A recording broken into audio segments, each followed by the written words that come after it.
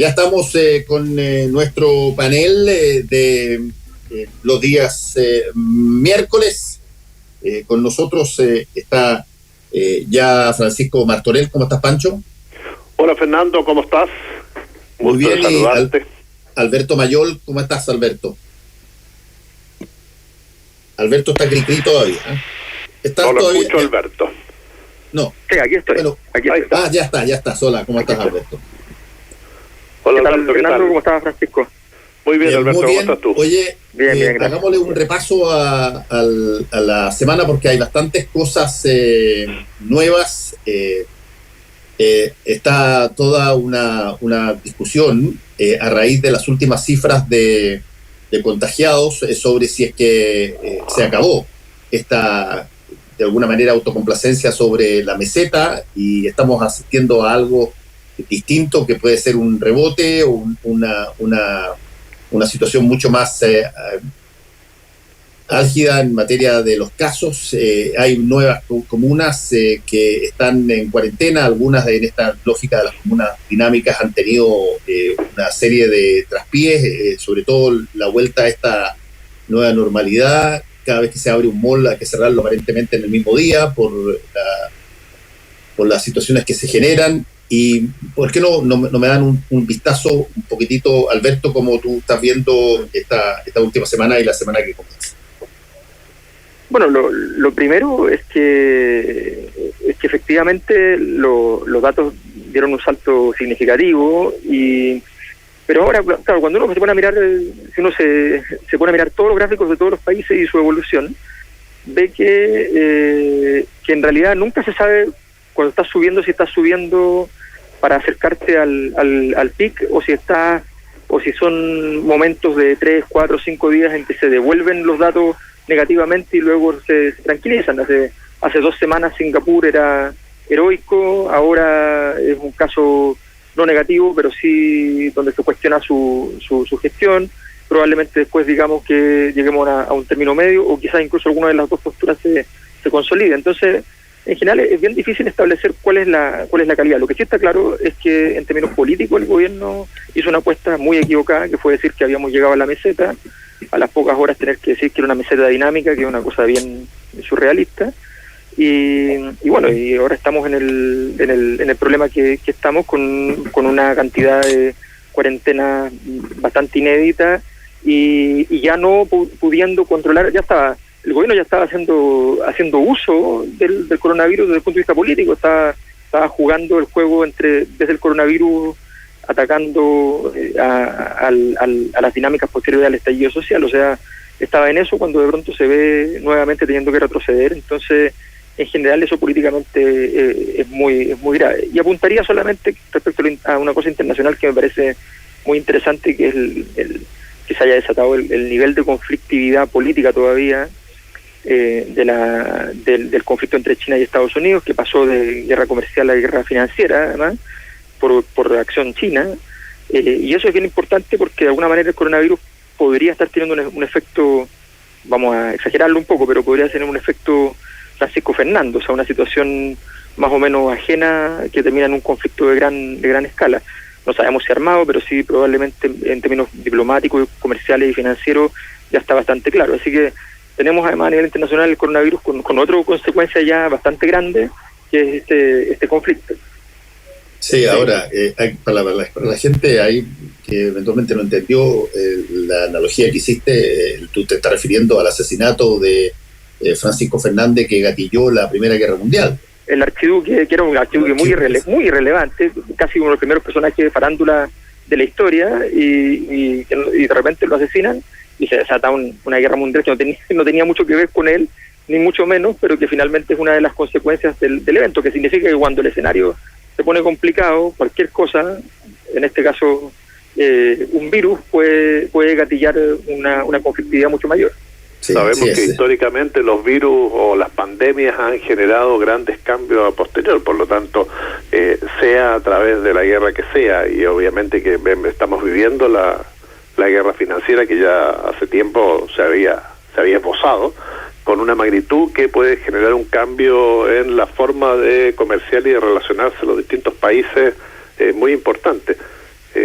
Yo creo que ese puede ser uno de los lineamientos. Creo que ningún gobierno hoy día puede decir que está en la meseta, que ha controlado la situación, que tiene la certeza de que lo que está haciendo es correcto. Estamos en una suerte de montaña rusa, subimos, bajamos, caemos abruptamente, tenemos periodos de meseta, y creo que en ese sentido, volviendo un poco al terreno nacional, lo que se refería Alberto, tiene mucho que ver con lo que está pasando con el gobierno. Es decir, que aprovechando ciertas mesetas, tranquilidad dentro de esas montañas rusas, dijo cómo voy a aprovechar esta situación, y comunicacionalmente creo que se enredó muchísimo con mensajes muy contradictorios. Es decir, volviendo a recordar ese tema de se pueden juntar a tomar un café, la Coca-Cola, comer la empanada, etcétera. Ese es un elemento que en el momento en que estábamos sabiendo que esto genera el contagio, además aunque sea 1,2, 1,4 por persona, va a generar un brote en algún momento. Hoy estamos sobre los 1.000, y esos 1.000 son además gente que presentó en su mayoría síntomas, es decir, el 90%.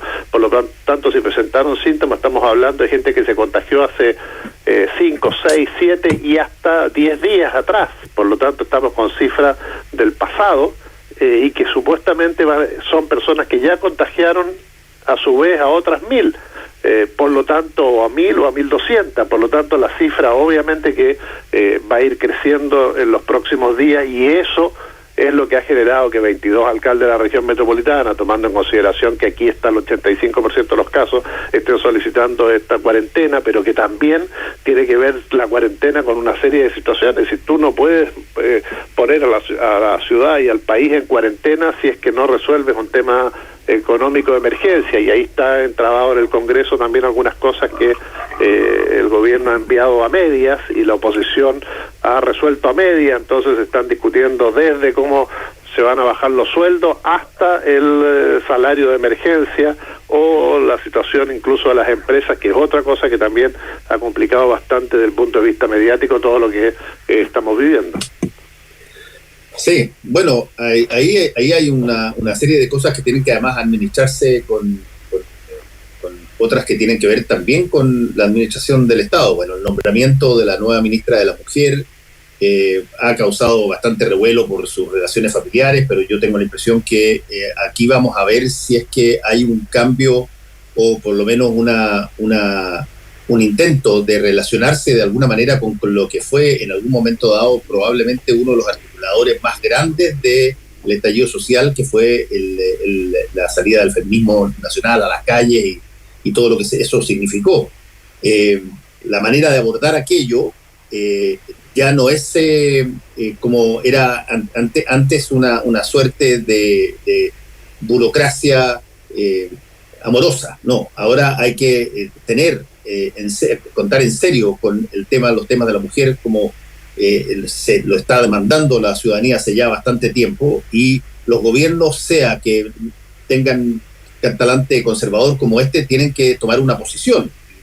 Y vamos a ver cómo va a darse aquello, y me imagino que eso se va a ver bastante rápido, Alberto. Sí, lo que pasa es que efectivamente la relación parte con un daño de origen, porque la nueva ministra, hagamos hay una premisa, hay un aspecto central de esto que es previo, y es que el mundo del género, de las investigaciones sobre género, de las investigaciones sobre los temas de las mujeres y sobre la diversidad, en fin, es un mundo muy consolidado ya en Chile desde hace largos años. O sea, ya no es un grupo pequeño de especialidad muy ajena al resto de la ciudadanía.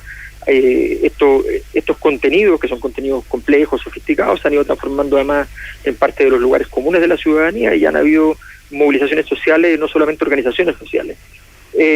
Bueno, y en ese contexto, que es lo que tú señalabas, aparece entonces que los nombramientos de quienes van a ocupar los altos cargos relacionados a este tipo de temas tienen que tener alguna clase de relación, guiño, vínculo, articulación con ese mundo, porque tener ese mundo resentido, completamente en contra, con la sensación de vulneración, en fin, no es una idea muy adecuada, no es muy inteligente. Entonces a mí me da la impresión de que el problema es que es que esta ministra parte con una dificultad de base, y es que no pertenece a ese mundo.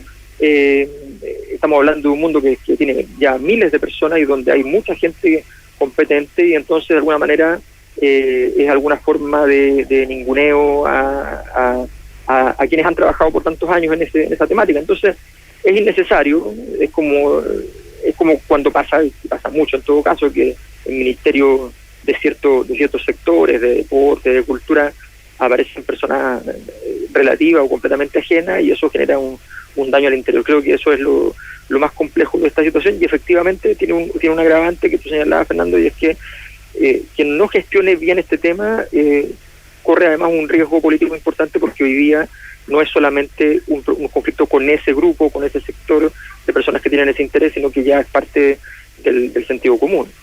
Sí. Sí, yo creo que introducen un ruido además innecesario en un momento en que efectivamente el gobierno tiene que cubrir distintas áreas, y el área de género era fundamental. Es decir, creo que hoy lo estamos viendo, hay campañas mundiales sobre el tema de lo que está ocurriendo justamente por la pandemia y el crecimiento de la violencia intrafamiliar o contra la mujer, especialmente por las cuarentenas o el confinamiento. Entonces, en medio de eso, incorporar este ruido, cuando además, si uno veía bien lo que estaba haciendo el ministerio en el último tiempo, era visibilizar a la subsecretaria que estaba en ejercicio del cargo de ministra. Está bien, estaba cuestionada, no tenía confianza política porque era más técnica y venía del área financiera, etcétera, pero con la llegada de la nueva ministra obviamente se abre un nuevo flanco de disputa. Vamos a ver cómo reacciona, cuál va a ser su discurso, más allá, como decía Fernando, del tema familiar. Hasta ahora las entrevistas que ella ha dado, que le hemos conocido, son de un talante bastante conservador, muy apegada a lo bueno que supuestamente hay de la dictadura militar, con un discurso bastante especial en una serie de materias que ya parecíamos haber superado. Sí, ahora yo lo dije en el panel anterior, a mí me parece que si tú escoges a una persona de la UDI, qué sé yo, un 80%, 85% probablemente va a estar de acuerdo, no importa quién sea, si tenga parentesco o no tenga parentesco con alguien, va a estar de acuerdo con esos postulados. Hay que entender también de que la gente se agrupa en partidos y se agrupa en determinadas coaliciones porque piensa relativamente similar sobre determinadas cosas, y una de las cosas trascendentales sobre lo que hay pensamiento en la UDI es sobre cuál fue el rol de la dictadura, que ellos consideran pero beneficioso, una liberación, y no me extrañaría que, o sea, que la persona que hubiese sido nominada no tuviera nada que ver en términos sanguíneos con nadie de la dictadura, podría haber pensado exactamente igual y haber dicho exactamente las mismas cosas. Claro, pero cuando uno, Fernando, en estas épocas uno espera que el cuoteo que tanto se criticó en el pasado, que tal ministerio depende de tal partido, también hubiera tenido una amplitud mayor a la hora de utilizarse, digamos. Y hay obviamente que en los partidos de gobierno gente que está más abierta y que hubiera sido una mejor señal para el mundo que representa este ministerio. Sí, sin duda. Ahora, era cupo UDI y se rellenó con un UDI, digamos. Exacto, claro. En ese asunto no hay mucho secreto, digamos. Exacto. Lo que pasa es que a mí me llama la atención que el significado político del gesto, porque uno podría decir, un gobierno, cualquier gobierno de cualquier signo, puede tomar una decisión que a veces es contraintuitiva, que parece conflictiva, pero que esa decisión tiene un rol. O sea, uno podría imaginar que eligen una ministra muy, muy imbuida en este mundo porque quieren dar una señal, o eligen todo lo contrario porque quieren dar una señal, y para eso ponen a alguien con mucha experiencia política y con cierto tonelaje. Sí. En el fondo, la pregunta es por qué el gobierno ha elegido, en varios casos, no en el primero la existencia de una herramienta como un ministro o una ministra que no necesariamente esté en condiciones adecuadas de funcionar. Esa es la gran pregunta que uno se hace, porque en el fondo uno dice, saca a Marcela Cubillo en un momento determinado, por las razones que fuesen, pero queda un ministro que en realidad en términos políticos no es una herramienta, no le sirve para enfrentar una crisis, porque no es una persona que tenga una trayectoria política, que confiera al ministerio de ciertos atributos más allá de los burocráticos. Y aquí tiene otro nombre que de alguna manera está por completo, no va a significar nada, no es un nombre utilizable en ese sentido. Y llama la atención, es un gobierno que tiene muchas dificultades, que viene de una crisis gigantesca, la más grande crisis de la postdictadura de alguna presidencia en Chile, y todos han tenido crisis, y resulta que se encuentra en una situación donde necesita tener herramientas políticas diversas, y no parece importarle. Entonces eso llama la atención, porque esto es un nombramiento que uno dice, bueno, significará algo. Si fuera un guiño al pinochetismo, uno dice, bueno, tendría que ser un nombre un poco más significativo. No, ni siquiera, es como poner a alguien del partido que corresponde y ya, se acabó. Claro, sí. Y además una ministra que había renunciado hace más de 45 días o 50 días, por lo tanto tuvieron tiempo. Es decir, lo que yo creo que aquí, volviendo a lo que decía Alberto, es decir, hay cierto desdén respecto a determinados ministerios, sectores, etcétera, y eso es lo que más golpea.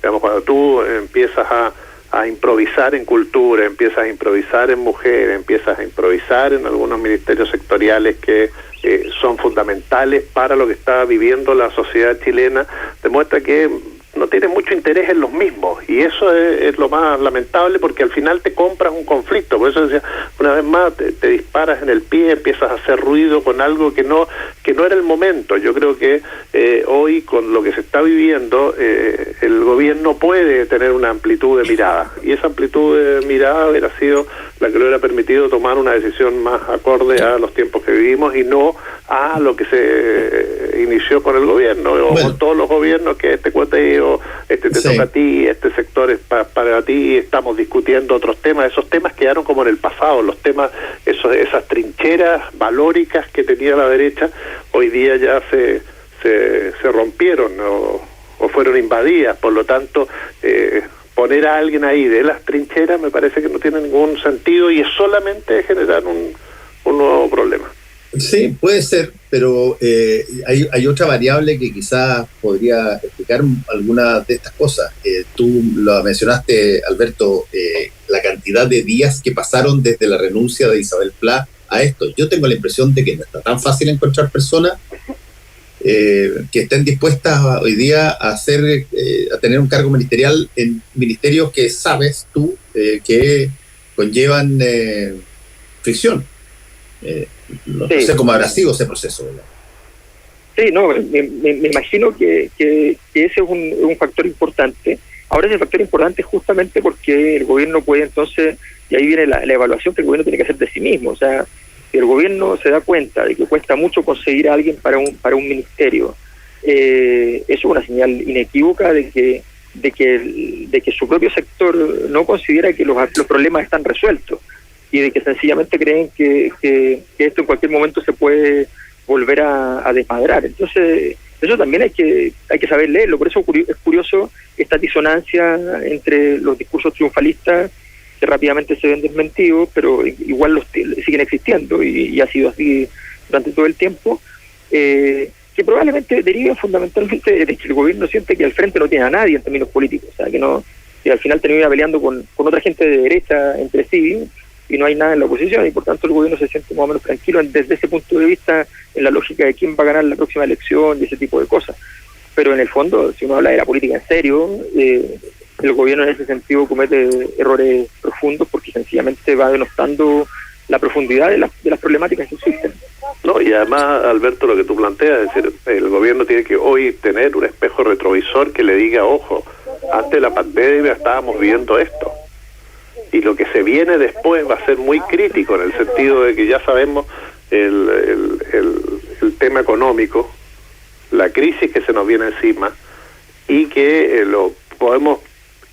debería estar el gobierno preparándose a todos sus actores, etcétera, para enfrentar cada una de las demandas, las sensibilidades sectoriales, con el objeto de lo que vivamos a fin de año sea, ojalá, lo más político y y tranquilizador posible, y todo indica todo lo contrario, que estamos enfrentados a la pandemia con un mal modelo comunicacional, todavía no entendiendo bien de cómo vamos a salir de esto, y además sin preparar a los actores fundamentales que van a jugar un rol en las distintas áreas cuando esto termine, que en algún momento va a terminar, 6 meses, 5 meses, 1 año, no sé, pero va a terminar.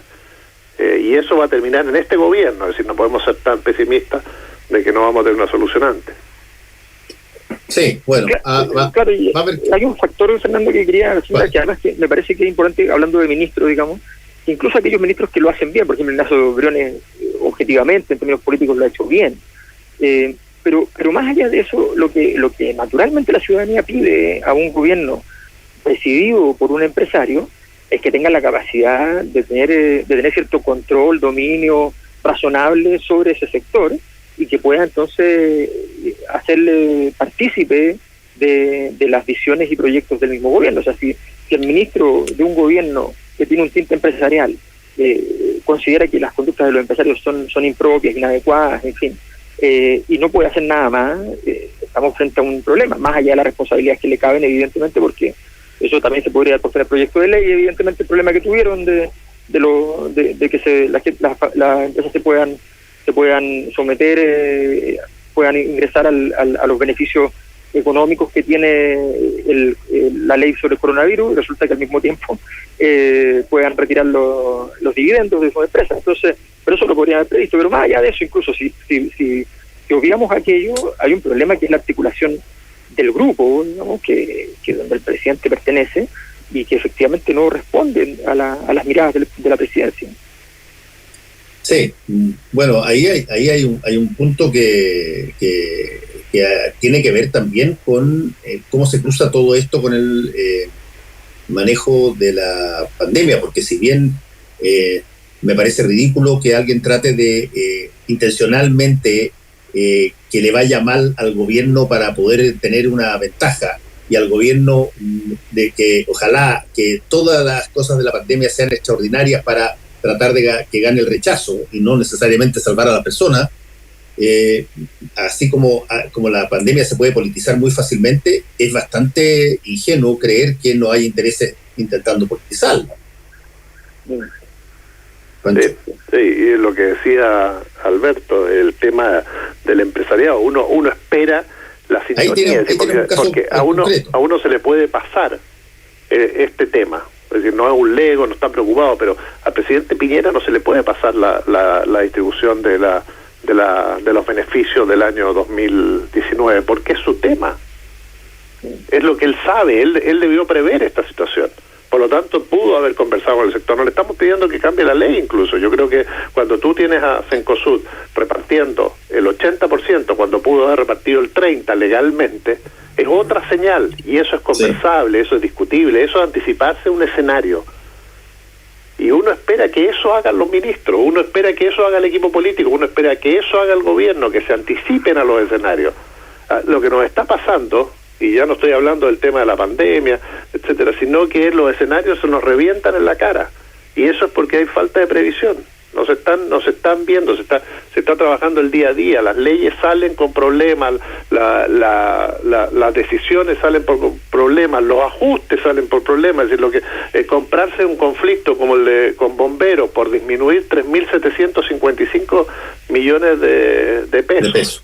Del presupuesto, lo que le corresponde a bomberos para mantención de carros, para capacitación, cuando los bomberos fueron en el 2019 los héroes nacionales supuestamente por todo lo que hicieron, por lo que significa además la preparación para los incendios que vienen, etcétera, y tú les disminuyes ahí, y hoy tienes demanda, sirena de bomberos anoche en el país, hoy a las 11 de la mañana nuevamente otra protesta, todo levantado, y ahí entonces uno dice, pero ¿cómo? Es decir, por 3.000 y tantos millones de dólares, que son cuántos, más millones de pesos, que son cuántos, estamos hablando de 5 millones de dólares. No, es una locura. No, sí, a ver, sí, en esa materia, en la materia, llamémosla así, de previsión, incluso con las cosas que ha señalado el propio ministro Mañalich, es bastante sorprendente que no hayan voces que puedan alertar, oye, ojo, ¿qué tal si es que una empresa grande decide aprovecharse de esta posibilidad? No, estáis locos, nosotros conversamos con ellos, son súper buena onda, no, olvídate, esto para los pymes. ¿Cómo fue esa discusión? Porque que termine el presidente diciendo yo le pediría a las empresas que ojalá pusieran su dedicación, etcétera. No se condice con lo que está pasando. Lo que está pasando es una situación donde tú tiras cualquier instrumento a la plaza pública y todos te van a tratar de utilizar aquello, y si es que eso rompe el espíritu de para dónde iba, lo vas a saber muy rápido, porque los grandes tienen muchas más posibilidades de demostrar ese interés inmediatamente. Claro, entonces, eso es bien importante. En general el gobierno no tiene mucha conciencia, primero, de que si consideró que era muy importante reivindicar el principio de autoridad en un caso, que son los casos del estallido social, la pregunta entonces, y hoy día hay medidas gravosas para las personas, como no poder salir de sus casas, en fin, la pregunta es obvia, o sea, ¿por qué entonces ese principio de autoridad no vale para otro tipo de actores, que es parte de lo que alimentó y generó las condiciones de posibilidad del estallido social? Y en segundo lugar, es entender que hasta donde hemos visto ahora, si bien el estallido desde el punto de vista físico, de los movimientos de los actores, estaba congelado, al mismo tiempo los sistemas de valores, las convicciones, los elementos de contenido que el estallido propició en la discusión nacional están sumamente vigentes, y todos esos contenidos han aparecido durante la pandemia. Por tanto, en ese sentido el gobierno cree que habiéndose terminado la dimensión política, pues se confunde y cree que también terminó la dimensión cultural, y eso evidentemente no es así. Así es. Bueno, muchas gracias a ambos y ya nos estaremos viendo más temprano que tarde. Que les vaya bien. Un abrazo grande. Saludos. Un abrazo, Fernando, que estés bien. Chao. Chao. Volvemos con Combinación Clave. La clave me escucha.